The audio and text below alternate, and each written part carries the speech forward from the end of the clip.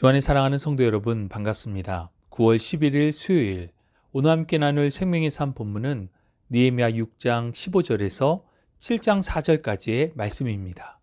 먼저 본문의 말씀을 봉독하겠습니다. 성벽 역사가 52일 만일 에루럴 25일에 끝나매 우리의 모든 대적과 주위에 있는 이방 족속들이 이를 듣고 다 두려워하여 크게 낙담하였으니 그들이 우리 하나님께서 이 역사를 이루신 것을 알미니라.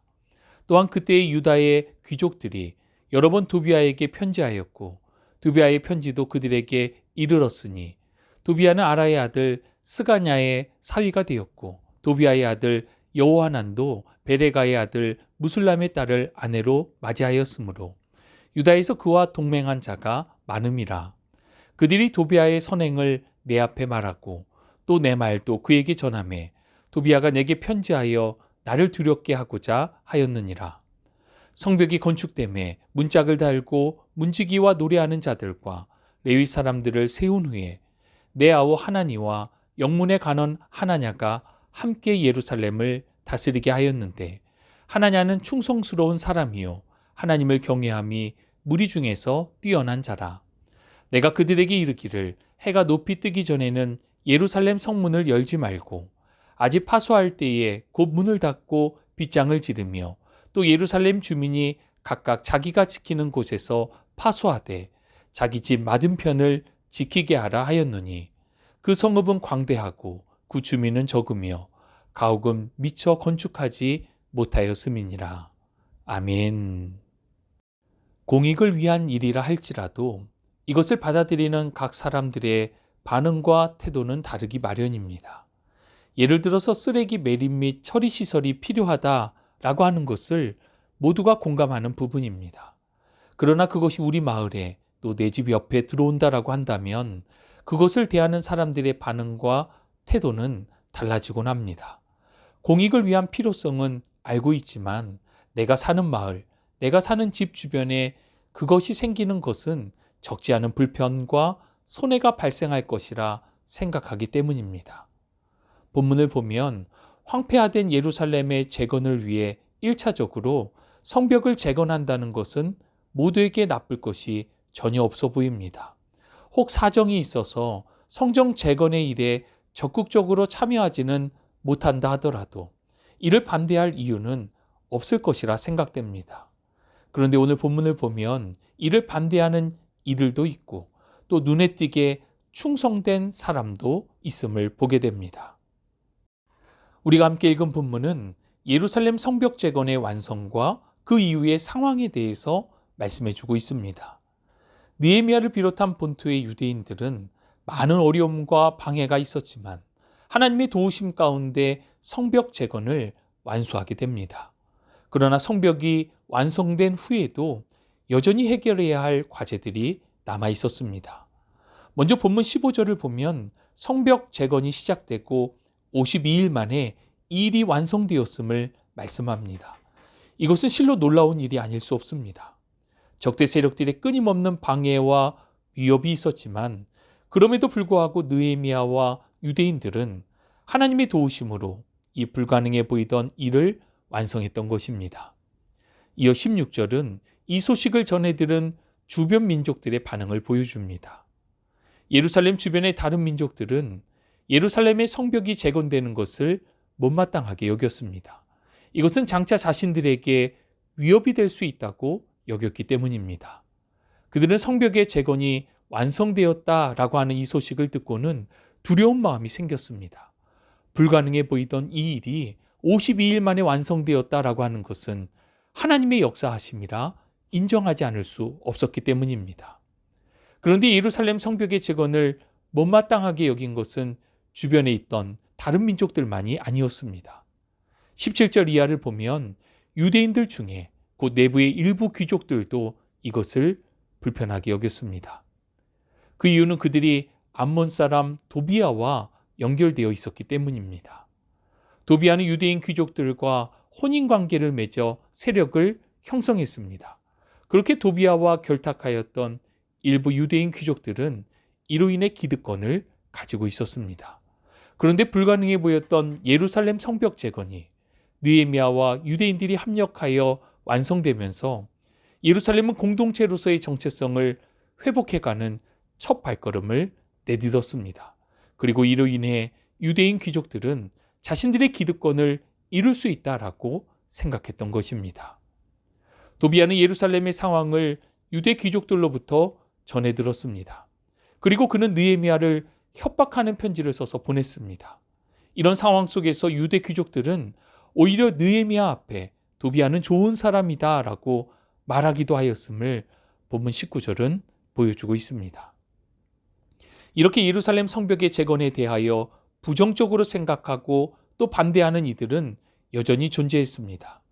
그러나 대부분의 유대인들은 이 일을 하나님께서 이루신 역사로 받아들였고 이제는 예루살렘 성이 하나의 공동체가 되었기에 이를 지키며 안전을 확보하는 일에 동참을 하게 됩니다.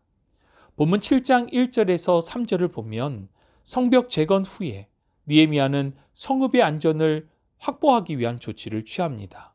그는 문지기와 노래하는 자들, 레위인들을 임명하여 성벽의 관리자로 세웁니다. 그리고 하나니와 하나냐를 통하여서 예루살렘 성읍을 다스리도록 하였습니다. 특히 7장 2절을 보면 하나냐에 대해서 이렇게 소개합니다. 하나냐는 충성스러운 사람이요 하나님을 경외함이 무리 중에서 뛰어난 자라. 이는 그의 삶의 태도와 신앙적 태도가 모두 뛰어났다는 표현입니다. 신앙과 삶이 잘 조화를 이루고 있던 인물이 예루살렘의 지도자가 된 것입니다. 예루살렘 성벽 재건이 얼마나 어려운 환경 가운데 진행된 것인지를 마지막 4절은 잘 보여줍니다. 그 성읍은 광대하고 그 주민은 적으며 가옥은 미처 건축하지 못하였음이니라. 성벽 재건의 일을 할 수 있는 사람은 턱없이 부족했고 이에 비해서 성벽 재건의 범위는 매우 컸습니다. 더욱 놀라운 것은 유대인들 중 많은 이들이 자신의 집조차 제대로 갖추지 못한 채 살고 있었다는 것입니다. 내 집을 준비해야 할 상황이었지만 그들은 기꺼이 예루살렘 성벽의 재건을 위해 헌신하기를 마다하지 않았음을 보여주고 있습니다. 오늘 본문의 말씀을 통해 우리에게 주시는 교훈과 은혜를 함께 나누기 원합니다. 첫 번째, 하나님이 하시면 됩니다. 앞서 예루살렘의 상황은 성벽 재건을 시작할 수 있는 상황이 아니었습니다. 모든 땅은 황폐화되어 있었고 백성들의 수는 적었고 자신들이 사는 집조차 제대로 구비되지 못했기 때문입니다. 또 주변에서는 성벽을 재건하는 이 일에 대해 조롱하며 위협하는 이들도 있었습니다. 그러나 하나님의 역사는 놀라웠습니다. 불가능해 보이던 이 일에 백성들이 하나둘 참여하기 시작하면서 단 52일 만에 한 성읍의 성벽을 완성했던 것입니다. 우리는 나의 처지와 형편, 또 환경과 상황에 대한 인생의 계산기를 두드릴 때가 있습니다. 그것도 필요합니다. 그러나 계산보다 중요한 것은 그 일을 이루시는 하나님이십니다. 하나님이 하시면 되기 때문입니다. 하나님의 뜻을 분별하고 믿음으로 반응하며 놀라운 하나님의 역사를 경험하실 수 있기를 바랍니다. 두 번째 우리에게 주시는 교훈은 영적 긴장감을 늦춰서는 안 된다는 것입니다. 느헤미야와 유대인들은 성벽을 완성했습니다. 하지만 긴장감을 늦출 수는 없었습니다. 이것이 하나님의 역사임을 인정하면서도 내 외부에는 여전히 위협과 반대의 움직임이 있었기 때문입니다. 신앙생활의 원리가 이와 같습니다. 하나님의 놀라운 역사하심 속에 잠시 영적인 긴장감을 푸는 순간 우는 사자와 같이 삼킬 자를 찾는 사탄의 미혹과 공격이 우리에게 미치기 마련입니다. 때문에 영적인 긴장감을 늘 가지고 깨어 기도하며 주어진 사명에 우리는 최선을 다해야 할 것입니다. 마지막으로 세 번째, 하나님과 사람 앞에 칭찬받는 사람이 되어야 합니다. 이방인 도비아는 그렇다 쳐도 그와 관계된 유대 귀족들은 민족의 반역자가 아닐 수 없습니다. 자신의 기득권을 유지하기 위해 성벽의 재건을 반대하고 오히려 도비아의 편에 섰기 때문입니다. 그런데 16절을 보면 이들도 성벽 제거는 하나님께서 하신 것이라 알고 믿었습니다. 믿음은 있었지만 이들의 삶은 전혀 하나님의 편에 서지를 못했던 것입니다. 이와는 대조적으로 7장 2절에 소개되는 하나냐는 사람에게는 충성된 자로 하나님 앞에는 신앙이 칭찬받을 만한 뛰어난 자였습니다. 하나님을 향한 믿음과 우리의 일상이 분리되어서는 안 될 것입니다. 하나님을 경외함으로 섬길 뿐만 아니라 우리의 삶의 자리에 있어도 칭찬받을 만한 충성된 삶이어야 한다는 것입니다. 주 안에 사랑하는 성도 여러분, 오늘 본문의 말씀을 통하여 주시는 세 가지 교훈을 우리의 마음에 새길 수 있기를 바랍니다.